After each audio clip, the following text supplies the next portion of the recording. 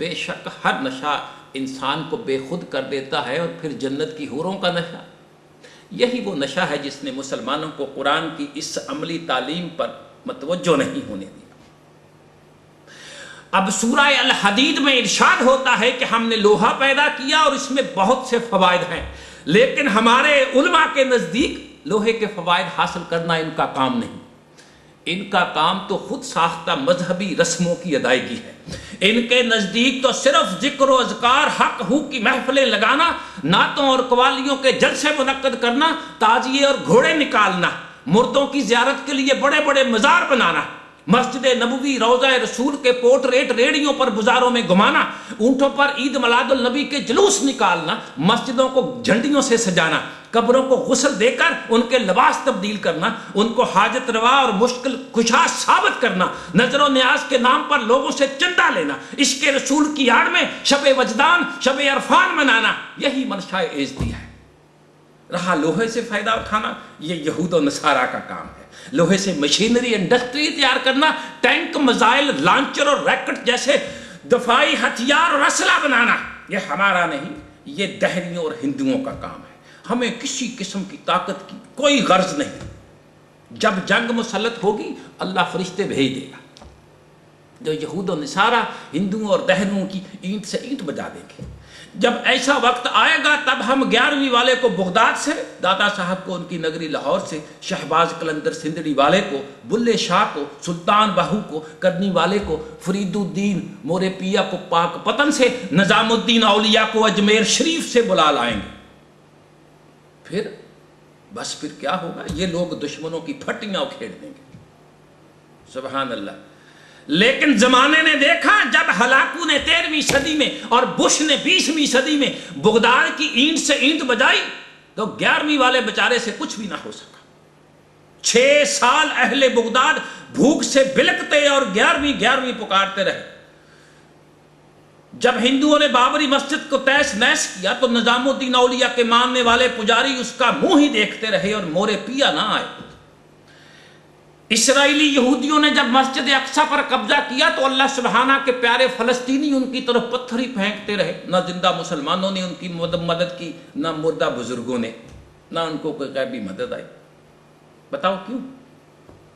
اس لیے کہ اللہ سبحانہ کا یہ قاعدہ اور قانون نہیں، بلکہ اللہ سبحانہ کا قانون یہ ہے کہ زندہ انسان وقت کے تقاضوں کے عین مطابق طاقت حاصل کریں اور بوقت ضرورت مظلوم انسانوں کی مدد کریں۔ بالکل اسی طرح زندہ مسلمان وقت کے عین تقاضوں کے مطابق طاقت حاصل کریں اور بوقت ضرورت مظلوم مسلمان بہن بھائیوں کی مدد کریں۔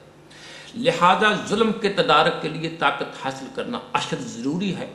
یہ تسمیہ گھمانے سے نہیں آتی، حفاظتی ہتھیار بنانے سے آتی ہے، اس لوہے کو کام میں لانے سے آئے گی جس کو اللہ سبحانہ نے زمین کے اندر پیدا کر رکھا ہے۔ یہ لوہا خود بخود زمین سے باہر نکل کر اسلحہ نہیں بنے گا، بلکہ یہ کام انسانوں کو کرنا پڑے گا۔ طاقت کے بغیر نہ کسی انسان کی عزت محفوظ ہے نہ کسی قوم کی۔ یہی وجہ ہے کہ اللہ سبحانہ نے قرآن کریم سورہ انفال میں طاقت حاصل کرنے کی ہدایت کی۔ مسلمانوں جہاں تک تمہارے بس میں ہے قوت پیدا کرو، گھوڑے تیار رکھو۔ آیت کریمہ میں قوت پیدا کرو اور گھوڑے تیار رکھو کی طرف خاصا زور دیا گیا ہے، اور قرآن کی اس وسعت مضمون کے قربان جاؤں کہ آج اس ایٹمی دور میں بھاگنے والی مشینوں کی طاقت کو ہارس پاور سے ہی ناپا جاتا ہے، مگر ہمیں ہارس پاور سے کیا؟ ہمیں کیا ہارس پاور سے؟ ہمیں تو ہر کام پیر پاور سے ناپنا ہے۔ بس پیر کا عمل ہونا چاہیے۔ کاش یہ پیر پاور مسلمانوں کو نصیب ہو جاتی کہ یہ ہڈ حرام صدیوں سے ترلے لے رہے ہیں، مگر آج تک نہ کافر تباہ ہوئے، نہ یہود و نصارہ نیست و نابود ہوئے، نہ دشمنوں کی توپوں میں کیڑے پڑے۔ کیوں مسلمان؟ اس لیے کہ پیر پاور جس پر ہمارا ایمان اور یقین ہے، ایمان با اللہ کے اعتبار سے اس کا دنیا و آخرت میں سرے سے کوئی وجود نہیں۔ مسلمانوں یقین کرو یا نہ کرو، یہ کام نہ خالی دعاؤں سے ہوں گے، نہ پیر و مرشد کے مزاروں پر دھمال ڈالنے سے ہوں گے، نہ خانقاہوں پر عرس منانے سے ہوں گے، نہ ہی شب وجدان، شب عرفان منانے سے ہوں گے۔ یہ کام صرف اور صرف ایک ہی صورت میں ہوں گے، اور وہ صورت ہے جس کا اللہ سبحانہ نے سورہ انفال میں ارشاد فرمایا ہے کہ ہم اپنے اندر طاقت پیدا کریں۔ کیونکہ جب کشتی دریا میں ڈالی جاتی ہے تو اس کو دریا کے پار لے جانے کے لیے پوری فورس کی ضرورت ہوتی ہے۔ اب یہ فورس چپوؤں کی صورت میں مہیا کی جاتی ہے۔ جب کشتی بان چپو چلاتے ہیں تو کشتی آگے بڑھتی ہے، اب یہ کبھی دائیں سمت کبھی بائیں سمت کی طرف بڑھتی ہے۔ اب جو کشتی بان تیل پر بیٹھتا ہے وہ اس کی سمت درست رکھتا ہے۔ یہی مثال دنیا میں مسلمان کی ہے۔ اس کی زندگی بھی ایک کشتی ہے جو دنیاوی طاقتوں کے بغیر چل نہیں سکتی، اور جب تک کوئی اس کی سمت درست نہ کرے سیدھی نہیں رہ سکتی۔ لہذا کائنات سے طاقت حاصل کرنا اس لیے ضروری ہے کہ ہماری زندگی کی کشتی اس طاقت کے بغیر آگے نہیں بڑھ سکتی، اور وحی محمد سے رہنمائی اس لیے ضروری ہے کہ اس کے بغیر کشتی کی سمت درست نہیں رہ سکتی۔ تو ہماری زندگی کے دو مقاصد ہوئے کہ ہم محنت اور اعلیٰ تعلیم سے طاقت بھی حاصل کریں اور وحی رسول سے رہنمائی بھی حاصل کریں۔ کیونکہ قوموں کی بربادی کی وجوہات میں ایک وجہ من گڑت نظریے اور وہم و گمان کو عقیدے کی شکل دینا، اور دوسرا محنت سے انکار اور ہڈ حرامی ہے، اور یہ دونوں باتیں مسلمانوں میں بدرجہ اتم موجود ہیں۔ اس وقت مسلمانوں کا مجموعی نظریہ ایک طرف نماز روزہ حج سے بخشش کا متلاشی ہے، تو دوسری طرف غیب کی مدد سے دنیا میں ترقی اور خوشحالی کا متمنی ہے۔ چنانچہ جہاں ہم نماز روزہ اور حج مکینکی طریقے سے فرائض سمجھ کر پڑھتے جاتے ہیں، انجام دیتے ہیں، وہاں غیب سے بھی ساری امیدیں وابستہ کیے ہوئے ہیں۔ جس طرح نماز روزہ اور حج کو یہ جانے بغیر کیے جاتے ہیں کہ یہ کس لیے ہیں، کس مقصد کے لیے فرض ہیں، ان کے ذریعے کس طرح انسان کی بھلائی اور فلاح ممکن ہے، اسی طرح ہر کام کی تکمیل کے لیے غیب پر تکیہ لگائے ہوئے ہیں، اور چاہتے ہیں کہ بغیر محنت و مشقت اور قوت اور حکمت عملی کے ہمارے تمام کام ہو جائے اور ہمیں کسی قسم کی جسمانی اور ذہنی کاوش نہ کرنی پڑے، اور جب مرنے کا وقت آئے تو غیبی طاقت ہمیں مدینے لے جائے۔ گویا ہم نے دنیا اور آخرت کا تعلق غیب سے جوڑا ہوا ہے۔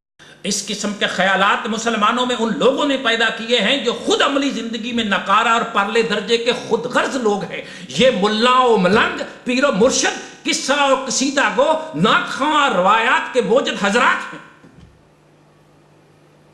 اب جس قوم کا عقیدہ ہی یہ ہو جائے کہ سب کام غیب سے ہوتا ہے، خود اس کے لیے کوئی تگ و دو اور محنت و مشقت نہیں کرنی چاہیے، اور ایمان کے اعتبار میں مدینے میں مرنا ہی ان کی زندگی کی تکمیل ہے اور آخرت کی بخشش ہے، تو انہوں نے دنیا میں بنی نوع انسان کی بھلائی اور ان کی فوز و فلاح کا کیا سوچنا ہے؟ اور المیہ یہ ہے کہ ہمارے ملک کا الیکٹرانک اور پرنٹ میڈیا، یہ دونوں میڈیا بھی اسی دھیان میں لگے ہوئے۔ انہیں بالکل یاد نہیں کہ ہمیں اپنی قوم کو جو بین الاقوامی طور پر منگتا بن چکی ہے، زندہ قوموں میں لانے کے لیے علم و فنون، ایجادات و اختراعات کی تلقین کرنی ہے۔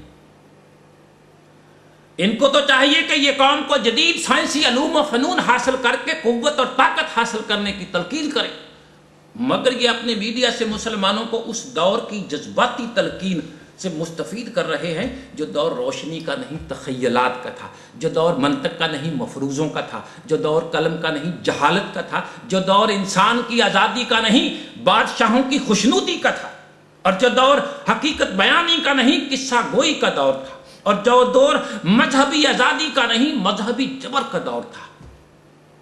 افسوس کہ آج کا میڈیا مذہبی سطح پر اسی مقام پر آ گیا ہے جس مقام پر خاندان عباسیہ اور خاندان مغلیہ میں تھا۔ ان خاندانوں کا تو مقصد ہی یہ تھا کہ عوام حاضر اور غیب کے مسئلہ میں الجھے رہیں اور ان کی بدکاریوں کی طرف دھیان نہ کریں۔ اس غرض کے لیے انہوں نے اپنے درباروں میں مذہبی علماء ملازم بھر رکھے تھے تاکہ وہ ہر روز نت نئے مذہبی مسئلے پیدا کر کے عوام کو ان میں الجھائے رکھے۔ ان علماء کے ساتھ ایک کھیپ شورا کی بھی تھی جن کا کام لوگوں کو تخیل کی دنیا میں خوش و خرم رکھنا تھا۔ قصہ گوئی اور قصیدہ گوئی اس دور کی خاص ایجادات۔ قصیدہ گوئی سے ان کو بادشاہوں کی طرف سے انعام و اکرام ملتا، تو قصہ گوئی سے لوگ انہیں خدا کا مقرب سمجھ کر تخیلاتی جنت میں مگن رہے۔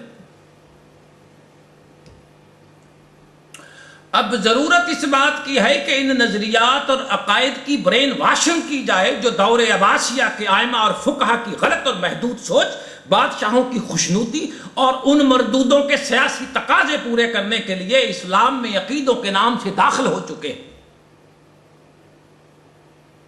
اب اس کام کے لیے فکر اسلامی میں سوچ کی ضرورت ہے۔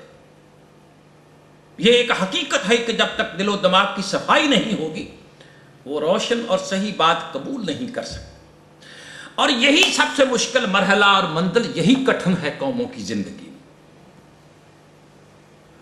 اب یہ کام قوم کے علماء اور مفکرین ہی کو تو کرنے ہوتے ہیں، مگر علماء اور مفکرین کا حال یہ ہے کہ یہ ماضی کی روایتوں سے ایک انچ ادھر ادھر ہونے کو تیار نہیں۔ روایتوں کی عقیدت کا حال یہ ہے کہ اگر ایک طرف قرآن اور دوسری طرف روایت ہو تو یہ مذہبی علماء صاحبان روایت کو ترجیح دیتے ہیں، اور خاص طور پر ان روایات کو جن کا ذکر امام بخاری اور مسلم کی کتابوں میں بند ہے۔ ان علماء کی علمیت کا دار و مدار ہی روایات اور مفروضوں پر ہے۔ ان کی علمیت کا نہ کسی لاجک سے کوئی تعلق ہے، نہ کسی فہم و فراست اور ادراک سے۔ مسلمانوں، ایمان کے اعتبار سے یہ ہمارا ایمان ہی نہیں بلکہ حقیقت ہے کہ قرآن دنیا کی آخری صدی اور آخری انسان تک کے لیے ایک رہنما کتاب ہے، مگر افسوس تو یہی ہے کہ ہمارے علماء نے اسے ان انسانوں کی سوچ تک محدود کر دیا ہے جو سابقہ صدیوں میں گزر چکے ہیں اور مر چکے ہیں، اور آنے والے علماء کی سوچ پر پابندی لگا دی ہے۔